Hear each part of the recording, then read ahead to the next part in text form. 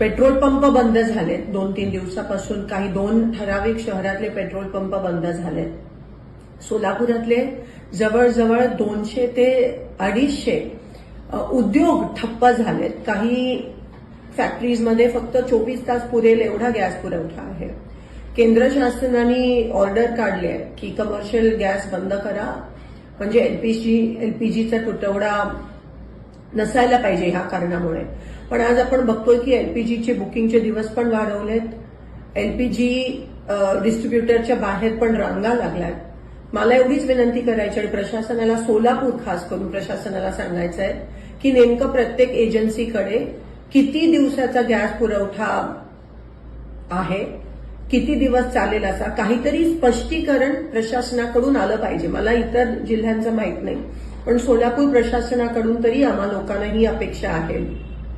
आज एक कळत नाहीये काही, टांगती तलवार सगळ्यांच्या ग्राहकांच्या डोक्यावर आहे, लोकांच्या डोक्यावर आहे.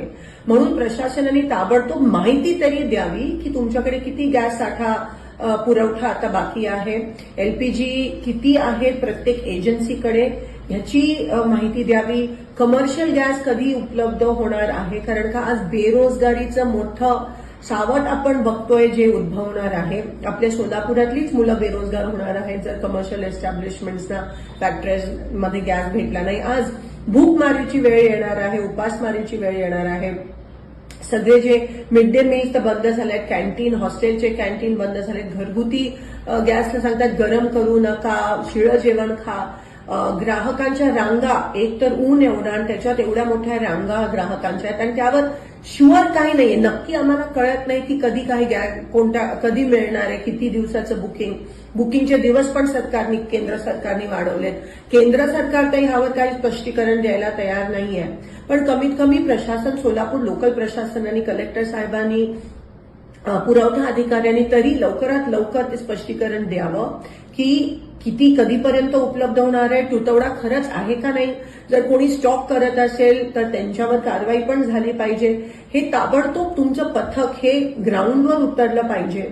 आज सगळे गॅसवर आहेत, लोकांकडे गॅस नाहीये, लोक बेरोजगार होत आहेत, पण प्रशासन काही पॉझिटिव्ह स्टेप्स किंवा काही वॉर फुटिंगवर, युद्ध पातळीवर करताना दिसत नाहीये. तर मी आवाहन करते की ताबडतोब प्रशासनाने ग्राउंडवर यावं. नेमकं काय परिस्थिती आहे त्याच्याबद्दल तरी आम्हाला सांगावं, कारण का कोणाला काहीच माहित नाही. अनसर्टेनिटी ज्याला म्हणतात ते आहे.